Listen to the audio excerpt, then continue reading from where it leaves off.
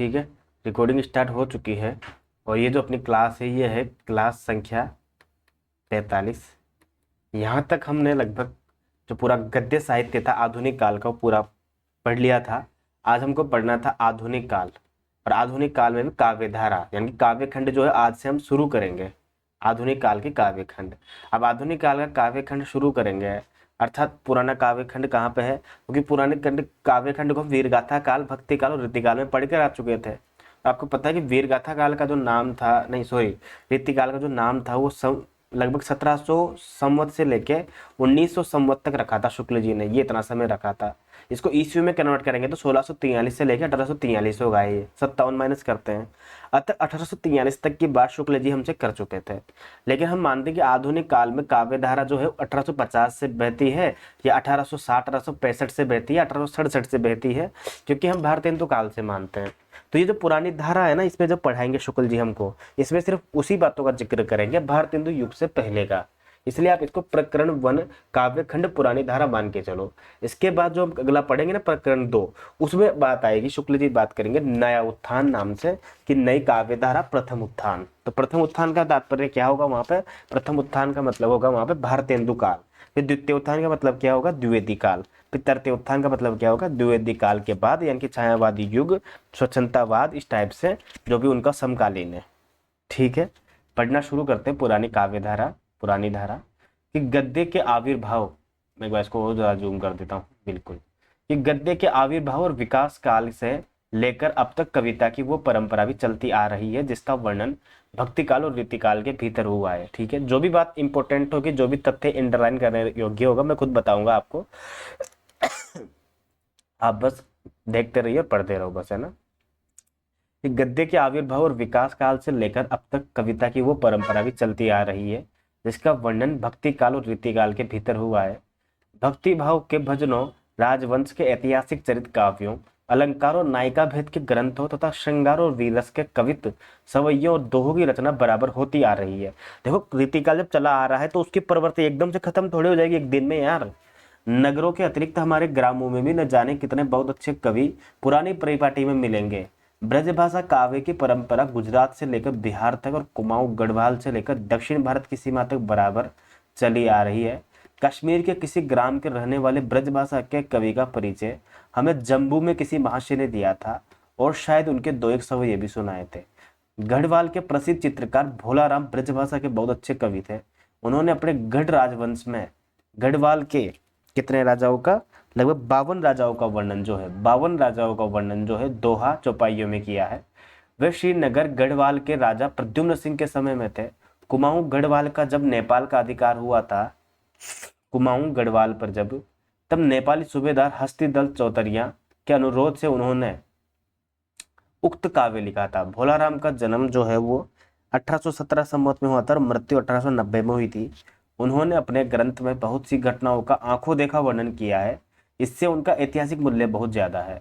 ब्रजभाषा काव्य परंपरा कुछ प्रसिद्ध कवियों और उनकी रचनाओं के बारे में नीचे उल्लेख कर देना चाहता हूं मैं। शुक्ल जी कहते हैं ऐसा, बोला सेविक कवि जो है, सेवक, ये असनी वाले ठाकुर कवि के पुत्र थे और काशी के रईस बाबू देवकी नंदन के प्रपौत्र बाबू हरिशंकर के आश्रय में रहते थे। ये ब्रजभाषा के अच्छे कवि थे। इन्होंने वाग विलास नाम का एक बड़ा ग्रंथ नायिका भेद का बनाया था। इसके अतिरिक्त सेवक कवि का हो जाएगा वाग विलास, वाग विलास, ठीक है ना। इसके अतिरिक्त बरवा छंद में एक छोटा सा नक्शिक भी इन्होंने लिखा है। इनके सब ये सर्वसाधारण में प्रचलित हो गए थे। कवि सेवक बूढ़े भये तो कहाँ पे हनोज है, मौज मौज मनोज ही की है मौज मनोज ही की, है ना। कुछ बूढ़े रसिक अब तक कहते सुने जाते हैं। इनका जन्म जो है वो लगभग संवत 1872 में होता है और मृत्यु जो है 1938 में होती है, संवत 1938 में। ठीक है, कोई इंपॉर्टेंट नहीं है, बस ये है कि सेवक कवि को हम शुक्ल जी जो है रीतिकाल में नहीं पढ़ाते, रीतिकाल के बाद पढ़ाते पुरानी काव्य धारा में, है ना। महाराज रघुराज सिंह रीवा नरेश, इनका जन्म जो है संवत 1880 में, मृत्यु जो है 1936 में होती है। इन्होंने भक्ति और श्रृंगार के बहुत ग्रंथ रचे हैं। इनका एक ग्रंथ है राम स्वयंवर नाम का, जिनमें वर्णनात्मक प्रबंध काव्य बहुत ही प्रसिद्ध है, जिसमें अनेक छंदों में सीताराम के विवाह का बहुत ही विस्तृत वर्णन है। ठीक है, वर्णनों में उन्होंने वस्तुओं की गिनती, राजसी ठाट बाट, घोड़ों हाथियों के भेद आदि गिनाने वाले प्रणाली का खूब अवलंबन किया है। राम स्वयंवर नाम का जो ग्रंथ है, इसके अतिरिक्त इन्होंने रुक्मणी परिणय, आनंदम्बु निधि और रामाष्टयाम नाम की रचना भी लिखी है। तीसरे कवि की बात पुरानी काव्यधारा में सरदार कवि की करते हैं, जो कि काशी नरेश महाराज ईश्वरी प्रसाद नारायण सिंह के आश्रित थे। इनका कविता काल जो है इतना इतना कहा जा सकता है। ये बहुत ही सिद्ध हस्त और साहित्य मर्मज्ञ थे। साहित्य रसी वाग विलास ऋतु हनुमत भूषण तुलसी भूषण श्रृंगार संग्रह राम रत्नाकर साहित्य सुधाकर रामलीला प्रकाश बड़े ही मनोहर ग्रंथ है। इसके अतिरिक्त इन्होंने हिंदी के प्राचीन काव्यों पर बड़ी बड़ी टीकाएं लिखी है। कवि प्रिया, रसिक प्रिया, सूर्य के दृष्टिकूट और बिहारी सत्य पर भी बहुत अच्छी टीकाएं लिखी है। थोड़ा बहुत इंपॉर्टेंट है, उतना इंपॉर्टेंट है नहीं वैसे ये जो सरदार कवि है अपना। चौथे कवि के रूप में हम बात करेंगे बाबा रघुनाथ दास रामस्नेही। ये अयोध्या के एक साधु थे और अपने समय के बड़े भारी महात्मा माने जाते थे। संवत 1911 में इन्होंने विश्राम सागर नामक एक बड़ा ग्रंथ बनाया, जिसमें अनेक पुराणों की कथाएं संक्षेप में दी गई है। भक्तजन इसका बड़ा आदर करते हैं। अगले कवि के रूप में इन्होंने उल्लेख किया है ललित किशोरी जी का। इनका नाम शाह कुंदन लाल था। यह लखनऊ के समृद्ध वैश्य घराने में उत्पन्न हुए थे। पीछे वृंदावन में जाकर एक विरक्त भाव की भांति रहने लगे। इन्होंने भक्ति और प्रेम संबंधी बहुत सारे पद और गजलें बनाई हैं। कविता काल संवत 1913 से लेकर 30 तक माना चाहिए। वृंदावन का प्रसिद्ध शाह जी का मंदिर जो है इन्होंने ही बनाया था। किसने बनाया था? ललित किशोरी जी ने। ठीक है। राजा लक्ष्मण सिंह, ये थोड़ा सा इंपॉर्टेंट है पर क्या तथ्य दे रखे हैं पढ़ते हैं। ये हिंदी के गद्य प्रवर्तकों में से हैं। बिल्कुल बहुत सही। इनका उल्लेख जो है हम पहले गद्य के विकास के प्रकरण में करके आ चुके हैं। इनकी ब्रज भाषा की कविता भी बड़ी मधुर और सरस होती थी। ब्रज भाषा की सहज मिठास इनकी वाणी से टपकती पड़ती है। इनके शकुंतला के पहले अनुवाद में तो पद्य नहीं था, पर पीछे जो संस्करण इन्होंने निकाला ना, उसमें मूल श्लोकों के स्थान पर पद्य भी रखे हैं इन्होंने। ये पद्य बहुत ही सरस है। इनके उपरांत संवत 1938 और 1940 के बीच इन्होंने जो मेघदूत का बड़ा ही दलित और मनोहर जो अनुवाद निकाला था ना, मेघदूत जैसे मनोहर काव्य के लिए ऐसा ही अनुवादक होना चाहिए था। इस अनुवाद के सवै ये बहुत ही ललित और सुंदर है। जहाँ चौपाई दोहे आए हैं वे स्थल उन्हें सरस नहीं है। बहुत बढ़िया। अगले कवि के रूप में हम पढ़ेंगे लच्छी राम, जिनका नाम है ब्रह्मा भट्ट। इनका जन्म संवत 1898 में अमोढ़ा यानी कि जिला बस्ती में होता है। ये कुछ दिन अयोध्या नरेश के यहाँ राजा मानसिंह के यहाँ पर रहे थे, जिन्हें द्विजदेव भी कहते हैं। इंपॉर्टेंट है, मानसिंह का जो है दूसरा नाम द्विजदेव है। ये कवि द्विजदेव का जो नाम है वो मानसिंह है। पीछे बस्ती के राजा शीतला बख्श सिंह जी ने जो एक अच्छे कवि थे, बहुत सी भूमि पाई उनसे। पीछे दरभंगा, पूर्णिया आदि अनेक राजधानियों से इनका सम्मान हुआ। प्रत्येक सम्मान करने वाले राजा के नाम पर इन्होंने कुछ न कुछ रचना की है, जैसे मानसिंह अष्टक, प्रताप रत्नाकर, प्रेम रत्नाकर, लक्ष्मीश्वर रत्नाकर, रामेश्वर कल्पतरु, कमलानंद कल्पतरु। ठीक है। इन्होंने रसों पर भी कविता की है। समस्या पूर्ति ये बहुत जल्दी करते थे। वर्तमान काल में ब्रजभाषा की पुरानी परिपाटी पर कविता करने वाले ये बहुत प्रसिद्ध हुए हैं। जो भी महत्वपूर्ण होगा मैं खुद समझा दूंगा, आप बस अभी पढ़ते रहिए। गोविंद गिल्ला भाई, कोई समय था जब गुजरात में ब्रजभाषा की कविता का बहुत प्रचार था। अब भी उनका चलन वैष्णव में बहुत कुछ है। गोविंद गिल्ला भाई का जन्म संवत 1905 में भावनगर रियासत के अंतर्गत सीहोर नामक स्थान पे हुआ था। इनके पास ब्रजभाषा के काव्यों का बड़ा अच्छा संग्रह था। भूषण का एक बहुत शुद्ध संस्करण इन्होंने निकाला था। किसने निकाला था? ये गोविंद गिल्ला भाई ने। इंपॉर्टेंट है ये, थोड़ा सा इंपॉर्टेंट इतना सा ये कि भूषण का एक शुद्ध जो है संस्करण इन्होंने निकाला था बस। क्योंकि ये प्रश्न भूषण का बनेगा, गोविंद गिल्ला भाई का नहीं बनेगा। भूषण का प्रश्न बनेगा कि भूषण का एक बहुत शुद्ध संस्करण जो है इन्होंने निकाला था। ब्रजभाषा की कविता इनकी बहुत सुंदर और पुराने कवियों की टक्कर की होती थी। इन्होंने बहुत सी काव्य की पुस्तकें लिखी हैं, जिनमें से ये कुछ नाम है। नीति विनोद, श्रृंगार सरोजनी, षट रीति, पावस पयोनिधि, समस्या पूर्ति प्रदीप, वक्रोक्ति विनोद और श्लेष चंद्रिका, प्रारब्ध पत्यसा और प्रवीण सागर। नवनीत चौबे, पुरानी परिपाटी के आधुनिक कवियों में चौबे जी की बहुत ख्याति रही है। ये मथुरा के रहने वाले थे। इनका जन्म संवत 1915 और मृत्यु 1989 में यानी कि 1989 में हुई है। आपको पता चल रहा होगा कि इनका समय ऑलरेडी बहुत पहले है। ये 1900 तो संवत में है, 57 माइनस करेंगे तो पहले ही आएंगे ये। यहाँ तक कि संक्षेप में उन कवियों का उल्लेख हो गया है जिनको पुरानी परिपाटी पर कविता की है। उनके आगे हम लोगों का समय आता है जिन्होंने एक और तो हिंदी साहित्य के नवीन गति के प्रवर्तन में योग दिया है, दूसरी ओर पुरानी परिपाटी की कविता के साथ भी अपना पूरा संबंध बनाया रखा है, क्योंकि पता थोड़े होता है ना एक दिन में कोई भी चीज पूरी खत्म नहीं होती ना। पुरानी परिपाटी को संभाल कर नए के साथ परिवर्तन करना, यही तो बड़ा संक्रमण काल कहलाता है ना, इसी को ही तो बड़ा परिवर्तन कहते हैं। और ये परिवर्तन लाए थे कौन? भारतेंदु, और भारतेंदु युग के कवि। ऐसे लोगों में भारतेंदु हरिश्चंद्र, प्रताप नारायण मिश्र, उपाध्याय पंडित बद्री नारायण चौधरी प्रेमगन, ठाकुर जगमोहन सिंह, पंडित अंबिका दत्त व्यास और बाबू रामकृष्ण वर्मा प्रमुख थे। पुरानी धारा के कुछ अन्य कवियों में बात करते हैं शुक्ल जी, भारतेंदु जी का, कि भारतेंदु जी ने जिस प्रकार हिंदी गद्य की भाषा का परिष्कार किया है, उसी प्रकार काव्य की ब्रजभाषा का भी किया है। उन्होंने देखा कि बहुत से शब्द जिन्हें बोलचाल से उठे कई सौ वर्ष हो गए हैं, कवित्व और सवैयों में बराबर लाए जाते हैं। इस कारण कविता जनसाधारण की भाषा से दूर पड़ती जाती है। बहुत से शब्द तो प्राकृत और अपभ्रंश काल के परंपरा के स्मारक के रूप में ही बने हुए हैं। चक्क वे भुआल ठायो दी ऊनो लोए आदि के कारण बहुत सारे लोग ब्रजभाषा की कविता से किनारा खींचने लगे थे। दूसरा जो दोष था वो बढ़ते बढ़ते बहुत बुरी हद तक पहुंच गया था, वो था शब्दों को तोड़ मरोड़ के गड़ंत शब्दों के रूप में प्रयोग करना। उन्होंने ऐसे शब्दों को भरसक अपनी कविता से दूर रखा था और अपने रसीले सवैये में जहाँ तक हो सके बोलचाल की ब्रजभाषा का व्यवहार किया है। इसी से उनके जीवन काल में ही उनके अनेक सवैये चारों ओर सुनाई देने लगे थे। कोई भी इंपॉर्टेंट नहीं है, बस इतनी सी बात इंपॉर्टेंट है कि जो है भारतेंदु पुरानी परिपाटी के अनुसार भी रचना किया करते थे ब्रजभाषा में, और उनकी कविताएं जो उनके जीवन काल में ही जो है चारों ओर सुनाई देती थी। बाकी भारतेंदु के बारे में कितना इंपॉर्टेंट है सब मैं बता चुका हूँ, और आगे वाली क्लास में हम पढ़ेंगे। अंबिका दत्त व्यास, भारतेंदु जी ने कवि समाज की स्थापित किए गए थे। अंबिका दत्त व्यास जो है, भारतेंदु जी ने कवि समाज भी स्थापित किए थे, जिसमें समस्या पूर्ति बराबर हुआ करती थी। दूर दूर से कवि लोग आकर उसमें सम्मिलित हुआ करते थे। पंडित अंबिका दत्त व्यास जो है अपनी प्रतिभा का चमत्कार पहले पहल ऐसे कवि समाज के बीच समस्या पूर्ति करके दिखाते थे। भारतेंदु के श्रृंगार रस के कविता सवैया बड़े ही सरस और मर्मस्पर्शी होते थे। भारतेंदु के श्रृंगार रस के कविता है ना, और ये भारतेंदु की बात आई है यहाँ पे है ना।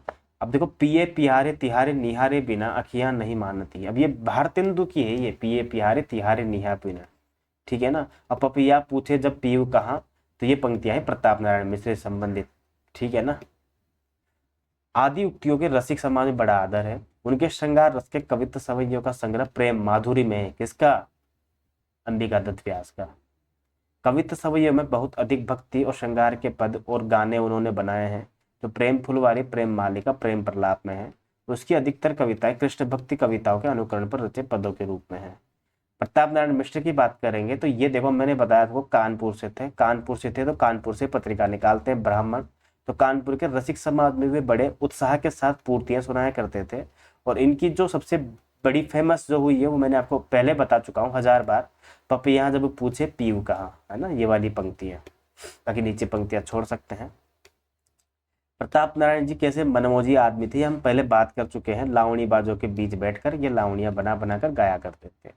उपाध्याय बद्री नारायण चौधरी प्रेमगन मिर्जापुर के थे, तो मिर्जापुर से ही पत्रिका निकालेंगे। आनंद कादम्बनी, ठीक है, याद रखिएगा बिल्कुल। बाकी दूसरी पत्रिका एक नागरी नीरद, वो भी इन्हीं की है। नागरी नीरद ये पत्रिका भी किसकी है? उपाध्याय चौधरी प्रेमगन की है। तो च से चौधरी प्रेमगन, च से चर्चा चली, देखो चर्चा चलाइए ना। ये जो समस्या पूर्ति है किसकी विख्यात है? ये बद्री नारायण चौधरी प्रेमगन की है, ये है ना। ये पंक्तियां दी हुई है ना यहाँ पे कि बगियान बसंत बसेरो किए बसिए ते ही त्याग तपाइए ना, दिन काम कुतूहल के जो बने दिन पीछे वियोग बुलाइए ना, धन प्रेम बढ़ाए के प्रेम अहो विथा पारी वथा बरसाइए ना, चित चेत के चांदनी चाह भरी चर्चा चलिबे को चलाइए ना। चौधरी साहब ने सर्वसाधारण में प्रचलित कजली, होली आदि गानों की बहुत बातें बनाई है, और कजली कादम्बनी में उनकी कजलियां भी संग्रहित है, ठीक है ना। तो कजली लिखने के लिए कौन फेमस है? कजली लिखने के लिए भी फेमस है बद्री नारायण चौधरी प्रेमगन। ठाकुर जगमोहन सिंह, ठाकुर जगमोहन सिंह की भी हम बात करेंगे, है ना। कि ठाकुर जगमोहन सिंह के सवैये भी बहुत सरस होते थे। श्रृंगारिक कविता सवैयों का संग्रह कई पुस्तकों में है। ठाकुर साहब कविताओं में, सवैयों में मेघदूत का भी अनुवाद किया है। उनकी श्रृंगारिक कविताएं जो श्यामा से ही संबंध रखती है, प्रेम संपत्ति लता, श्यामा लता और श्यामा सरोजनी, ठीक है ना, ये संग्रहित है। और प्रेम संपत्ति लता का एक सवैया दिया हुआ है। अब यूं उर आवत है सजनी, मिल जाऊं गले लग के छतिया, ठीक है ना, तो ये पंक्तियां इनकी पूछी गई है, ये है ना। अब यो उर आवत है सजनी, मिल जाओ गले लग के छतिया, मन की करी भांति अनेकन हो, मिली कीजिए कि रस की बतियां। मन की तो बहुत कर ली, अब चलो रस की बातें कर लेते हैं। हम हारी अरी करी कोटि उपाय, लिखी बहु नेह भरी पतियां, जग मोहन मोहिनी मूरत के बिना, कैसे कटे दुख की रतियां, है ना। कवि यहाँ पे कहता है कृष्ण के बारे में। अगले कवि के बारे में यहाँ पे जिक्र करेंगे शुक्ल जी, अंबिका दत्त व्यास और बाबू रामकृष्ण वर्मा का। ये उत्साह से काशी समाज, कवि समाज चलता रहा है, उत्साह से ही, है ना, इनके उत्साह से ही। उसमें दूर दूर तक कविजन भी कभी कभी आ जाया करते थे। समस्याएं कभी कभी बहुत टेढ़ी भी दी जाती थी, जैसे सूरज देखी सके नहीं गुग्गू, मोम के मंदिर माखन के मुनि, बैठे होता आसन आसन मारे। उक्त दोनों समस्या पूर्ति में व्यास जी ने बड़े विलक्षण ढंग की बात की है। उक्त समाज की ओर से शायद समस्या पूर्ति प्रकाश निकलता था। अंबिका दत्त व्यास और बलवीर जी यानी कि रामकृष्ण वर्मा, बहुत सी पूर्तियां हैं। व्यास जी का बिहारी विहार, अंबिका दत्त व्यास जी का बिहारी विहार हम पढ़कर आ चुके हैं बहुत बार, कि इस पर बिहारी के शब्द दोहों पर कुंडलियाचंद में अनुवाद किया है, टीका है यह ना, जिसमें उन्होंने बिहारी के दोहों का बड़ा भाव बड़ी मार्मिकता के साथ पल्लवित किया है। डुमरा, अच्छा डुमराव निवासी, ओके। पंडित नक्शदी तिवारी भी इसी रसिक मंडली के बड़े उत्साही कार्यकर्ता थे। वे बड़ी सुंदर कविता करते थे और पढ़ने का ढंग जो उनका था बड़ा अनूठा था। जिन्होंने मनोमंजरी आदि अनेक अच्छे ग्रंथ भी निकाले और कवियों का वृत्त भी बहुत कुछ संग्रह किया। बाबू रामकृष्ण की मंडली में पंडित विजयानंद त्रिपाठी भी ब्रजभाषा की कविता बड़ी अच्छी करते थे। लाला सीताराम, इनकी पुरानी धारा के भीतर लाला सीताराम बीए के पद्य अनुवादों को भी लेना चाहिए। ये कविता में अपना भूप नाम रखते थे, भूप उपनाम से कौन फेमस थे, भूप उपनाम लाला सीताराम भूप, ठीक है ना। बस इतना सा इंपॉर्टेंट है और कुछ नहीं है, छोड़ सकते हैं। अयोध्या सिंह उपाध्याय हरिओथ, अभी हम पूरा प्राचीन काव्यधारा पढ़ रहे हैं, इनको दोबारा आगे फिर डिटेल में पढ़ेंगे, इंपॉर्टेंट तो वहाँ है, अभी सिर्फ हम सिर्फ रीडिंग लगा रहे हैं। यद्यपि उपाध्याय जिस समय खड़ी बोली के और आधुनिक विषयों के ही कवि प्रसिद्ध हैं, पर प्रारंभिक काल में इन्होंने पुराने ढंग की श्रृंगारी कविता का बहुत ही सुंदर और सरस कविता करते थे। ये इनके निवास स्थान निजामाबाद में सिख संप्रदाय के महंत बाबा सुमेर सिंह जी हिंदी के बड़े काव्य प्रेमी थे। उनके यहाँ कवि समाज का एकत्र हुआ करता था, जिसमें उपाध्याय जी भी बड़ी पूर्तियां पढ़ा करते थे। इनका हरिओद उपनाम उसी समय का है। इनकी पुराने ढंग की कविताएं रस कलश में, यानी कि ब्रजभाषा की कविताएं रस कलश में, याद रखिएगा बिल्कुल, जिसमें नायिकाओं के कुछ नए ढंग के भेद रखने का प्रयत्न किया है। बस इतना काफी है। अगले कवि के रूप में हम पढ़ेंगे श्रीधर पाठक को। पाठक जी का संबंध भी कुछ लोग खड़ी बोली के साथ ही अक्सर बताया करते थे, पर खड़ी बोली की कविताओं की अपेक्षा पाठक जी की भाषा की कविताएं अधिक सरस, हृदय ग्राहिणी और उनकी मधुर स्मृति के चिरकाल तक बनाए रखने वाली है। यद्यपि उन्होंने समस्या पूर्ति नहीं की है, नायिका भेद के उदाहरणों के रूप में कविता नहीं की है, पर जैसी मधुर और रसभरी ब्रजभाषा करके उन्होंने ऋतु संहार के अनुवाद में किया है, वैसी पुरानी कवियों में किसी में नहीं मिलती है। ऋतु संहार एक अनुवादित ग्रंथ है श्रीधर पाठक का, ठीक है, प्रकृति के कवि, स्वतंत्रवादी कविता के प्रवर्तक, ठीक है ना। बाबू जगन्नाथ दास रत्नाकर, ब्रजभाषा की पुरानी परिपाटी में कवियों में रत्नाकर जी का नाम ऊंचा स्थान है। इनका जन्म काशी में इतने इतने टाइम पर, मृत्यु उतने टाइम पे हुए, कोई भी काम की नहीं है चीजें। भारतेंदु के पीछे ब्रजभाषा में कविता करने लगे। और हिंडोला जो है, इनकी पुस्तकें बहुत दिन पहले निकली थी, अतः हिंडोला जो ग्रंथ है किसका है, हिंडोला ग्रंथ है जगन्नाथ दास रत्नाकर का। इनकी कविता बड़े बड़े पुराने कवियों में टक्कर के होती थी, और पुराने कवियों में भी इनकी सी सूझ और उक्ति वैचित्र्य बहुत कम देखा जा सकता था। भाषा भी अपने पुराने कवियों की भाषा से चुस्त और घटी हुई होती थी। यह साहित्य ब्रजभाषा काव्य के बहुत मर्मज्ञ माने जाते थे। कौन, जगन्नाथ दास रत्नाकर। इनके दो ग्रंथ और हैं, गंगावतरण, उद्धव शतक, हरिश्चंद्र नाम से एक ग्रंथ लिखा है इन्होंने। ये तीन बहुत ही सुंदर प्रबंध काव्य हैं। अंग्रेज कवि पोप के समालोचना संबंधी प्रसिद्ध काव्य ऐसे और क्रिटिसिज्म का रोलाचंद में अच्छा अनुवाद इन्होंने किया था। फुटकल रचनाएं तो इनकी बहुत अधिक है, जगन्नाथ दास रत्नाकर की। श्रृंगार और वीर दोनों की भी है। इनकी रचनाओं का बहुत बड़ा संग्रह रत्नाकर के नाम से नागर प्रचारणी द्वारा पहले छप चुका है। गंगा अवतरण में तो गंगा के आकाश में उतरने और शिव जी के उन्हें संभालने की कथा दी हुई है। उद्धव शतक से भी मार्मिकता और रचना कौशल की अद्वितीय है। दो कवित यहाँ पे दिया हुआ है, दोनों कवित अपन छोड़ सकते हैं, कोई दिक्कत नहीं है ना। अगला है राय देवी प्रसाद पूर्ण, इंपॉर्टेंट नहीं है वो पद है ना। कानपुर के पूर्ण जी की कविता भी ब्रजभाषा के पुराने कवियों का स्मरण दिलाने वाली होती थी। ये सब हम बाद में पढ़ेंगे, इनको हम आधुनिक काल में जब खड़ी बोली हिंदी की कविता पढ़ेंगे तब फिर से इनका जिक्र करेंगे, शुक्ल जी, और कविताएं भी पढ़ाएंगे वहां पर। जब तक ये कानपुर रहे तब तक कविता की बड़ी धूम रही। रसिक समाज में पुरानी परिपाटी के कवियों में बड़ी चहल पहल रहा करती थी। पूर्ण जी ने कुछ दिनों तक रसिक वाटिका नाम से एक पत्रिका भी चलाई थी, जिसमें समस्या पूर्ति और पुराने ढंग की कविताएं छपा करती है। खेद है कि केवल इतने वर्षों की अवस्था में इनका देहांत हो गया था।